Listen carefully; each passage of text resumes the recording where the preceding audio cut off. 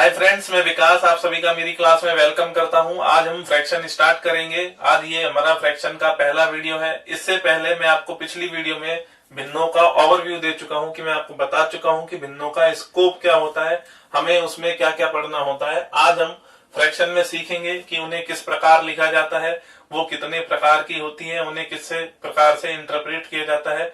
आप इससे पहले इस वीडियो को देखें। मैं आपको बता दूं कि डिस्क्रिप्शन में मैंने पिछली वीडियो का लिंक दे दिया है। आप उसको देखकर बस एक बार सिलेबस देख लीजिए कि हमें फ्रैक्शंस में क्या क्या पढ़ना होता है। तो आइए स्टार्ट करते हैं। सबसे पहले आप देखिए कि x बटे वाई फॉर्मेट की कोई भी चीज आपकी भिन्न कहलाती है, जहां x आपका अंश होता है तथा y आपका हर होता है। ध्यान दीजिएगा कि भिन्न तीन तरह की होती है। पहली होती है उचित भिन्न, जिसे हम प्रॉपर फ्रैक्शन भी कहते हैं। दूसरी होती है अनुचित भिन्न, जिसे हम इम्प्रॉपर फ्रैक्शन भी कहते हैं। और तीसरे प्रकार की भिन्न आपकी मिश्रित भिन्न होती है, जिसे हम मिक्स्ड फ्रैक्शन कहते हैं। आप समझिएगा कि इनकी परिभाषा क्या होती है, इन्हें कैसे लिखा जाता है। तो मैं आपको बता दूं, यदि x बटे वाई का मान 1 से छोटा होता है, अर्थात कोई भी भिन्न जिसका मान 1 से कम है, वह आपकी उचित भिन्न होगी। अर्थात मैं कह सकता हूं कि अंश आपका हर से छोटा होगा। इम्प्रॉपर फ्रैक्शन में आपका x बटे वाई 1 से बड़ा होगा या 1 के बराबर होगा, यानी अंश आपका हर से बड़ा होगा या हर के बराबर होगा। पहले हम इन दोनों के एग्जांपल्स देख लेते हैं कि इसको मैं आपको बता दूं कि 3 बटे 5, 9 बटे 17, 25 बटे 39, ये सभी आपके उचित भिन्नों के एग्जाम्पल है। यहाँ आप देखिए कि अंश आपका हर से छोटा है इन सभी एग्जाम्पल्स में। अनुचित भिन्नों को एग्जाम्पल देखते हैं कि मैं अगर आपके सामने लिखूं 17 बटे 3, 25 बटे 9, 11 बटे 4, 18 बटे 18, 25 बटा 1 और 17 बटा 1। आप ध्यान से देखिए, ऊपर के तीनों एग्जाम्पल में अंश आपका हर से बड़ा है। यहाँ पे आपको x बटे वाई का मान 1 से बड़ा प्राप्त होगा। इन दोनों में भी आपको भिन्न का मान 1 से बड़ा प्राप्त होगा। यहाँ पे 18 बटे 18 मैंने लिखा है, यहाँ आपको भिन्न का मान 1 के बराबर प्राप्त होगा। आपको समझ में आया होगा कि अनुचित भिन्नों में भिन्न का मान 1 से बड़ा होता है या 1 के बराबर होता है। आगे हम समझते हैं कि मिश्रित भिन्न क्या होती है। देखिएगा, यदि मैं किसी भिन्न को इस प्रकार लिखूं a सही b बाई c, जहां a आपका प्राकृतिक संख्या है तथा b बाई c आपकी एक उचित भिन्न है, तो मैं कह सकता हूं कि कोई भी ऐसी भिन्न जो कि कॉम्बिनेशन हो उचित भिन्न का तथा एक प्राकृतिक संख्या का, वह मिश्रित भिन्न कहलाएगी। इसको आप इस प्रकार लिख सकते हैं a प्लस बी बाई सी। इसके एग्जाम्पल लेते हैं। समझिएगा कि मैं अगर बोलूं 2 सही 3 बटे 5। एक चीज और आप गौर से कीजिएगा कि यहाँ b का मान हमेशा c से छोटा होता है, क्योंकि ये एक उचित भिन्न है। तो 2 सही 3 बटे 5 को मैं लिख सकता हूं 2 प्लस 3 बटे 5, 5 सही 4 बटे 9, 5 प्लस 4 बटे 9। जैसा कि मैंने बोला कि b हमेशा c से छोटा होगा, तो अगर मैं लिखता हूं 13 सही 4 बटे 3, तो यह लिखना गलत है, क्योंकि ये आपकी एक उचित भिन्न नहीं है। यहाँ आपका 4 3 से बड़ा हो गया। तो मिश्रित भिन्नों को इस प्रकार नहीं लिखा जाता है। एक बात और मैं आपको मिश्रित भिन्नों में बता दूं कि प्रत्येक मिश्रित भिन्न को अनुचित भिन्न में बदला जा सकता है। वो कैसे बदलते हैं आप देखिए कि जैसे 2 सही 3 बटे 5 थी, तो इसको मैं लिख सकता हूं 5 दूनी 10, 10 में 3 जोड़ेंगे तो हमें अंश में 13 प्राप्त होगा और हर में आपके पास 5 होगा। 5 सही 4 बटे 9 को मैं लिख सकता हूं 9 पंजे 45, 45 में 4 जोड़ेंगे तो हमें 49 प्राप्त होगा और हर में हमारे पास 9 होगा। तो आप देखिए कि मिश्रित भिन्न को आप अनुचित भिन्न में बदल सकते हैं। आगे बढ़ते हैं और देखते हैं कि भिन्नों को किस प्रकार इंटरप्रेट किया जाता है। आगे समझिए बच्चों, भिन्न x बटे वाई को हम साधारण भिन्न भी कहते हैं, सिंपल फ्रैक्शन। आप समझिएगा कि कोई सी भी भिन्न अगर x बटे वाई फॉर्मेट किया है तो उस भिन्न को हम साधारण भिन्न कहते हैं। आगे आप एक चीज का ध्यान रखिएगा कि x बटे वाई को x अनुपात y भी लिखा जा सकता है। आप इस चीज को विशेष तौर पे ध्यान रखिएगा, क्योंकि ये हमें अनुपात में बहुत जरूरी होता है समझना कि x बटे y को x अनुपात y भी लिखा जा सकता है तथा x अनुपात y को x बटे y भी लिखा जा सकता है। आगे एक चीज और है कि भिन्नों को इंटरप्रेट किस प्रकार किया जाता है वो हम समझते हैं कि जैसे 1/4 है तो ये आपसे क्या कहता है, इसका क्या तात्पर्य है समझना। इसका मतलब होता है कि 4 में से 1 या 4 के सापेक्ष 1। आप समझिए कि जैसे आपके पास 4 रोटियां हैं या 4 स्थान है, कुछ भी ले सकते हैं, 4 कुर्सी है तो आपके पास उसमें से 1 कुर्सी भरी हुई है, उस पर कोई बैठा हुआ है, बाकी 3 कुर्सियां खाली हैं। अगर मैं बोलूं कि 2/5 तो इसका मतलब है कि आपके पास यदि 5 स्थान है तो 2 स्थान उनमें से भरे हुए हैं। अगर आपको जैसे ये उचित भिन्न थी दोनों, इसका मतलब आपको समझ में आया होगा कि 5 में से 2 या 5 के सापेक्ष 2। अगर आपके सामने ऐसा है कि 7/5 तो इसका क्या तात्पर्य होगा वो समझते हैं।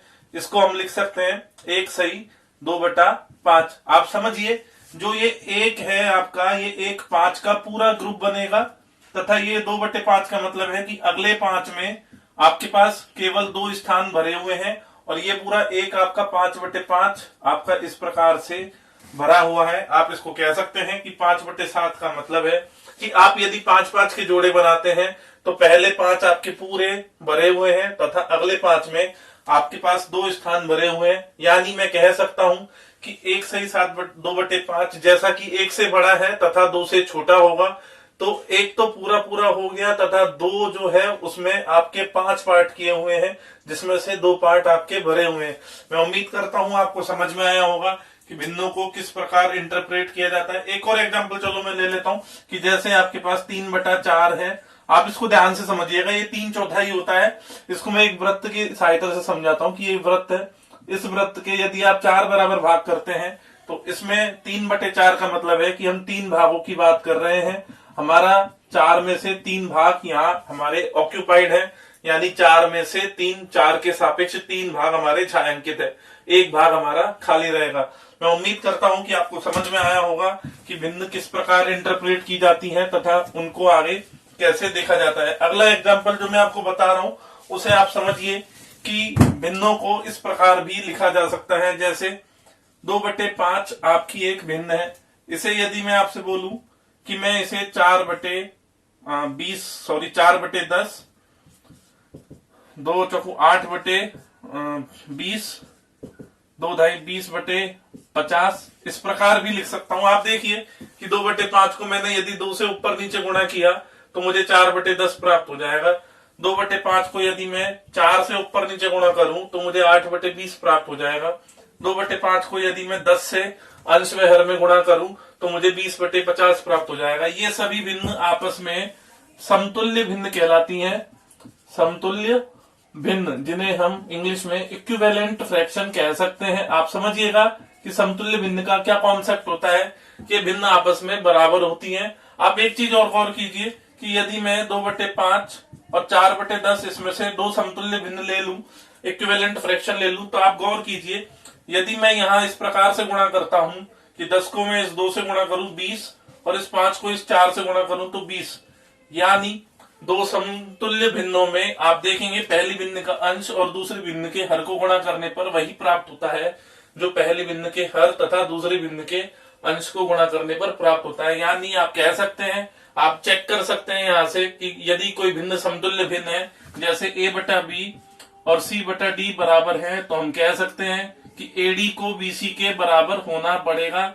ये हमारा समतुल्य भिन्न होंगी। मैं उम्मीद करता हूं आपको समझ में आई होंगी समतुल्य भिन्न क्या होती है। आगे देखते हैं। और बच्चों आगे देखिए, बोर्ड पर मैं कुछ भिन्न लिख रहा हूं, आप इनको गौर से देखिएगा। 15/27, 13/27, 11/27, 14/27। आप इन सबको एक बार गौर से देखिए। यहाँ पे इन सभी भिन्नों में मैंने हर समान लिया है। ये सारी भिन्न आपस में लाइक फ्रैक्शन कहलाती हैं। हम कह सकते हैं ये एक समान भिन्न है। आप इन्हें गौर से देखिए, यहाँ पे सब में हर समान है। यदि मैं इनका जोड़ बाकी करूं, यानी अगर आपसे बोला जाए कि 15/27 प्लस 13/27 प्लस 11/27 माइनस 14/27 तो आपको क्या प्राप्त होगा। आप ध्यान से समझना, आपको यहाँ पर केवल अंश को जोड़ना और घटाना होता है। जैसे मैं आपको बताऊं कि 15 और 13 28 हुए, 28 में 11 जोड़ने से आपको 39 मिलेगा और 39 में से 14 यदि आप घटाएंगे तो आपको 25 प्राप्त होगा और बटे में यहाँ पे आपके पास हर में 27 ही होगा। तो आपको समझ में आना चाहिए कि लाइक फ्रैक्शन में एक समान भिन्नों में आपका हर समान होता है तथा अंश अलग अलग होता है, जबकि अनलाइक फ्रैक्शन में आपके पास अंश व हर दोनों अलग अलग होते हैं। आप देखिए यहाँ पे जैसे मैं लिखूं 2/5, 3/4, 17/11, 19/21, ये सब भिन्न आपस में अनलाइक फ्रैक्शन है, असमान भिन्न है। आप ध्यान से देखिए यहाँ पे सभी में हर असमान है। अगर हर समान होता है तो वो लाइक फ्रैक्शन होगी और हर असमान होता है तो वो अनलाइक फ्रैक्शन होगी। अब आगे हम देखेंगे कि भिन्नों को किस प्रकार से टुकड़े कर सकते हैं। अब हम टुकड़े करना सीखेंगे। आप ध्यान से एक बार देखिएगा बच्चों, इसको ध्यान से समझिएगा। मैं एक एग्जांपल ले रहा हूँ। एक भिन्न ली मैंने 11/3, इसको मैं लिखना चाह रहा हूँ कि मैं इसे अगर 11 को बोलूं कि अंश जो है 11 के मैं टुकड़े करूं और मैं टुकड़े कर रहा हूँ कि 5 + 4 + 3 - 1। आप देखिए 5 और 4 9, 9 और 3 12, 12 में से 1 गया तो आपके पास अंश में 11 बचेगा, बटे में आपके पास यहाँ 3 है। आगे मैं इसको इस प्रकार लिख सकता हूँ 5/3 + 4/3 + 3/3 - 1/3। अभी इससे पहले वाले एग्जाम्पल में हमने ये किया था प्रोसेस कि हमने सभी इस प्रकार की एक समान भिन्नों को लाइक फ्रैक्शन को जोड़कर एक ऐसी भिन्न में तब्दील किया था, बदला था। अब हम यहाँ इसका रिवर्स प्रोसेस कर रहे हैं। हम एक भिन्न के टुकड़े कर रहे हैं हमारी आवश्यकता के अनुसार। आप चाहें तो 11 के टुकड़े किसी भी प्रकार कर सकते हैं, आपको अपनी इच्छा के अनुसार टुकड़े करना आना चाहिए। ये हमें टाइम एंड वर्क में जरूरत पड़ेगी। वहां पे हमें दिनों को देखना होगा कि कितने दिन में काम कंप्लीट हो रहा है। यदि कोई काम 11/3 दिन में कंप्लीट हो रहा है तो इसका मतलब ये है कि 3 दिन आपके पूरे पूरे होंगे इस प्रकार, और बाकी अगला जो दिन आएगा चौथा दिन, उसमें आपके पास केवल 2 स्लॉट ही भरे हुए होंगे, क्योंकि 11/3 को मैं लिख सकता हूँ 3 × 9 2/3। आपके पास ये 3 से ही 2/3 लिखा जा सकता है। तो मैं कह सकता हूँ कि 3 दिन तो मेरे पूरे पूरे होंगे और जो चौथा दिन स्टार्ट होगा उसमें केवल 2 ही स्लॉट भरे हुए होंगे, यानी 2 ही पैरों में मेरे पास काम हुआ होगा, 2 ही पार्ट में मेरे पास काम हुआ होगा। आगे तीसरी शिफ्ट में चौथे दिन में कोई काम नहीं हुआ होगा। ये सब आपके भरे हुए इन सभी दिनों में काम आपका हुआ है। तो मैं उम्मीद करता हूं आपको समझ में आया होगा कि भिन्नों को किस प्रकार तोड़ सकते हैं, किस प्रकार उन्हें जोड़ा जाता है। उसके लिए अब हम अगला एग्जाम्पल देखेंगे। दोस्तों, आगे भिन्नों का जोड़ बाकी और वितरण समझने के लिए मैं एक और एग्जांपल लेता हूं। मैंने 7/4 एक भिन्न ली है। मैं मेरी इच्छा के अनुसार इसके टुकड़े करूं। यदि मैं 7 को लिखूं 6 + 5 - 4, आप देखिए 7 को मैंने लिखा है 6 और 5 11, 11 में से 4 गए तो मुझे 7 ही मिलेगा, बटे में यहाँ आपके पास 4 है। आगे मैं इसको इस प्रकार लिख सकता हूं 6/4 + 5/4 - 4/4। जैसे अभी थोड़ी देर पहले लाइक फ्रैक्शन में हमने बताया था कि आपको यहाँ हर समान होते हैं, तो मैं कह सकता हूं हमने वहां किया था कि हमने कुछ एक समान भिन्नों को जोड़ बाकी करके एक भिन्न में परिवर्तित किया था। यहाँ इस क्वेश्चन में हमने उसका रिवर्स प्रोसेस किया है। हमने हमारी आवश्यकता के अनुसार भिन्नों के टुकड़े किए हैं। आपको ये समझ में आना चाहिए कि भिन्नों का वितरण किस प्रकार किया जाता है। आगे मैं आपको इस 7/4 का क्या सेंस है वो समझा रहा हूं, आप समझने की कोशिश कीजिएगा कि 7/4 को मैं लिख सकता हूं यदि इस अनुचित भिन्न को मैं 1/3/4 के रूप में मिश्रित भिन्न में बदल लूं तो आप देखिए इसका मतलब क्या है। मैं इसको आगे लिख सकता हूं 1 + 3/4। आप समझिए, हम देख रहे हैं 4 के सापेक्ष 7 क्या है। तो यहाँ मेरे पास 4 के बंडल है। मेरे पास यहाँ 2 बंडल बनेंगे, जिसमें से पहला बंडल जो है वो पूरा ऑक्यूपाइड होगा, उसमें चारों स्पेस भरे हुए होंगे। लेकिन दूसरे बंडल में मेरे पास 4 में से केवल 3 स्पेस ही भरे हुए हैं, चौथा स्पेस मेरा खाली होगा। यदि मैं कहता हूं कि कोई कार्य मेरा 7/4 दिन में कंप्लीट होता है, इसका मतलब ये है कि एक दिन तो पूरा पूरा लगेगा, एक दिन मेरे चारों शिफ्टों में काम होगा, लेकिन अगला जो दिन होगा दूसरा दिन, उसमें मेरे पास 4 में से केवल 3 शिफ्ट में ही कार्य होगा, चौथी शिफ्ट में कोई भी कार्य नहीं होगा। तो आपको समझ में आना चाहिए कि उचित भिन्न, अनुचित भिन्न और मिश्रित भिन्न का क्या सेंस होता है, उन्हें हम किस प्रकार देखते हैं। क्योंकि आगे जब हम पढ़ेंगे तो time and work, percentage, simplification, ratio, आयु, सभी चैप्टर्स में हमें फ्रैक्शन की जरूरत पड़ेगी। तो आपको पता होना चाहिए कि इनका क्या सेंस होता है। आगे आज जो हमने सीखा कि मिश्रित भिन्न क्या होती है, उचित भिन्न, अनुचित भिन्न, आपको ये समझ में आई होंगी। आगे हमने लाइक फ्रैक्शन और अनलाइक फ्रैक्शन भी देखे हैं। कल हम पढ़ेंगे कि फ्रैक्शंस की तुलना कैसे की जाती है, कौन सी भिन्न बड़ी होगी और कौन सी भिन्न छोटी होगी। भिन्नों की तुलना कल हम करना सीखेंगे।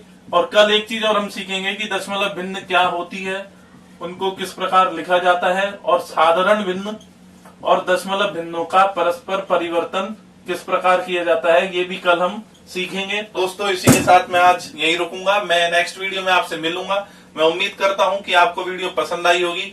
आपको मैंने डिस्क्रिप्शन में एक सिलेबस का ओवरव्यू दिया है, आप उसे जरूर देखिएगा। उस पर लिंक पे क्लिक करके आप उस वीडियो को देखिए। उसमें मैंने फ्रैक्शन का सिलेबस आपको बताया है कि हम फ्रैक्शन में क्या क्या पढ़ेंगे। तो आज ये फर्स्ट पार्ट था। सेकंड पार्ट में कल हम ये चीज पढ़ेंगे, तो आप उसे जरूर देखिएगा और अपने दोस्तों में फॉरवर्ड कीजिए। मैं उम्मीद करता हूँ आगे आप मेरे साथ इसी तरह बने रहेंगे।